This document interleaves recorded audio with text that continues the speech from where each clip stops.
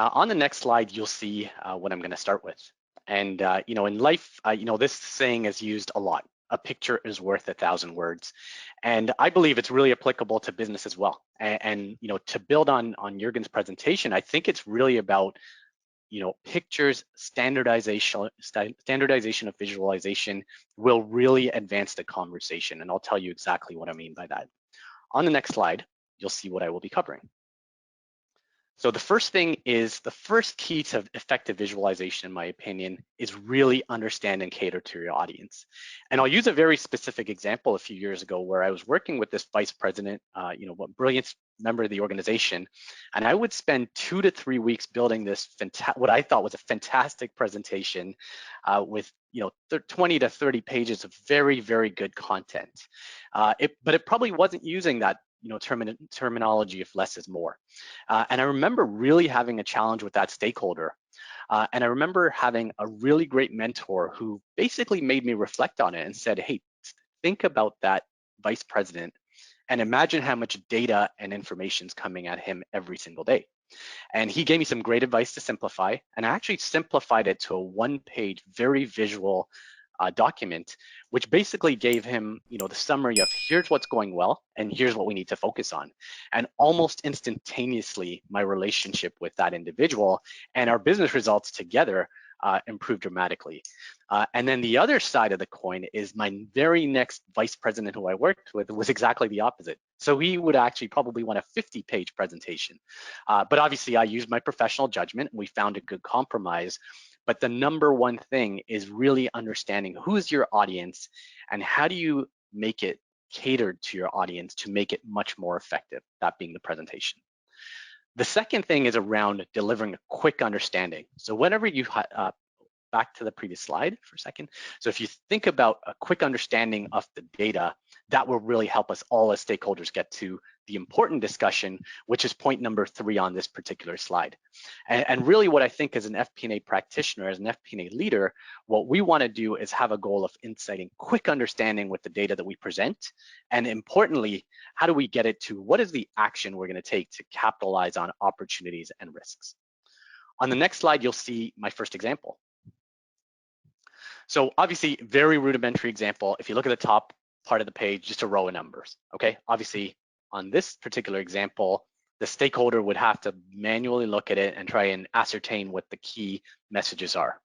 On the bottom, just a very simple visual, which says, this is a business, depicts, a business that struggled during COVID. So imagine the first wave is in March of 2020.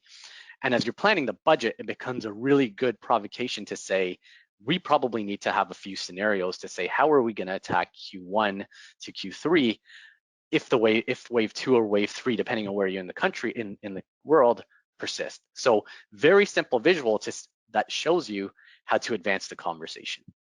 On the next slide, you'll see another example. So on this slide, I was working in a manufacturing facility where we had 3 production areas. Now I've just simplified A, B, and C.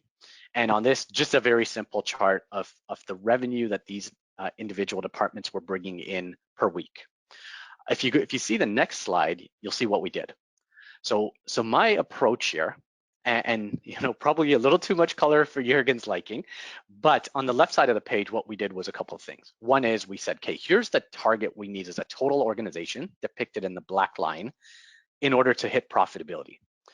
And very quickly, you see in week 4, week 5, 7, 8, 9, and 11, we had profitable weeks. And in the other weeks, we did not have profitable weeks. So very clear to the management team, okay, here's the results. Here's where we did really well. Here's where we did not so well. And then on the right side of the page, we zoomed in and we said, look, here's how all the production areas did in those weeks. And it was very quick to see, hey, production area A is where we need to spend the most time. And we assembled a task force. We actually put some of our best people on that.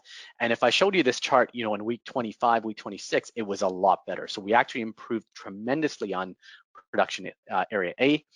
We knew there's some tweaking on B, and we made some little changes, and C was somewhere in the middle. So just a very simple example where you see, hey, the data itself is not going to send the message, but some effective visualizations can basically get an entire management team and organization to really take action to improve. So very simple, real example from my past. Next slide. Okay, so how do you get there? And that's the important thing. And I've had some great advice over time. And the first one is one of my mentors used to always say, spend time in the data. She used to say, roll around in the data. And at the time, I didn't quite understand what that means, but I really do now. So if I have a presentation, for example, on a Friday, it's a month end, I actually have it this particular week. I spend the week really diving into the P&Ls, into the data, into the business units, into our products, and really start formulating the story in my mind. And as the week progresses, it really becomes really clear to me, here are the standard charts that we're going to include. And obviously the goal would be to leverage Jürgen's approach and have a really standardized deck as a shell. But importantly, then it's how do we enhance the story by providing additional visuals on areas that need additional focus. So for example, if our variable costs or our pricing or advertising was significantly above or below budget, that would be a provocation to add additional charts and support that story. And then lastly, there's obviously a school of thought to say, what's the right visualization depending on what you're trying to show? And there's obviously some fantastic literature to say, when do you use a bar graph, a bubble chart, et cetera. So I think it's a process that I've developed over time that we as FP&A individuals can really, really count on. Next slide. Okay, so to summarize my presentation, I think visuals really enhance our ability to tell the story. It really advances the conversation to stakeholders trying to understand, to stakeholders collaborating and saying, hey, yes, we understand very clearly. How can we make a big impact with the business? Storytelling, and we're talking a lot about the visuals. I know Michael's talking next about the data. The storytelling component is something I always talk about in these webinars to say that will continue to be of paramount importance.